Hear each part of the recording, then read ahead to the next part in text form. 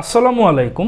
ISKCON নেতা চিন্ময় কৃষ্ণ দাসের সমর্থকদের হামলায় নিহত হওয়া চট্টগ্রামের আইনজীবী অ্যাডভোকেট সাইফুল ইসলাম আলিফ তিনি কি জামাতের নেতা ছিলেন? সম্প্রতি ইসকন নেতা চিন্ময় কৃষ্ণ দাসকে রাষ্ট্রদ্রোহ মামলায় গ্রেফতার এবং আদালতে নেয়াকে কেন্দ্র করে তার সমর্থকেরা ব্যাপক সহিংসতা এবং হামলা চালায় এবং সেই হামলায় নিহত হন চট্টগ্রামের তরুণ আইনজীবী অ্যাডভোকেট সাইফুল ইসলাম আলিফ, যিনি ছিলেন রাষ্ট্রপক্ষের এপিপি বা সহকারী পাবলিক প্রসিকিউটর। এক কথায় তিনি ছিলেন রাষ্ট্রপক্ষের একজন সরকারি উকিল।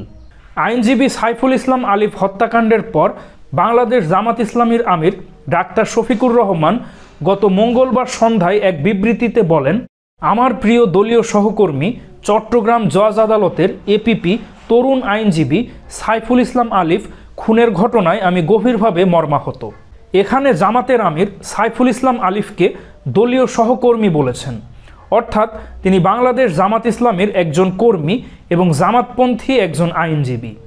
যেহেতু তিনি রাষ্ট্রপক্ষের একজন আইনজীবী, সুতরাং তিনি অবশ্যই আওয়ামী লীগপন্থী আইনজীবী নন, কারণ বিগত শেখ হাসিনা সরকারের পতনের পর বাংলাদেশের সকল আদালতের পিপি এপিপি বা রাষ্ট্রপক্ষের উকিলে বিএনপি জামাত অথবা এনটি আওয়ামী লীগপন্থী লোকজনদেরকেই দায়িত্ব দেওয়া হয়েছে।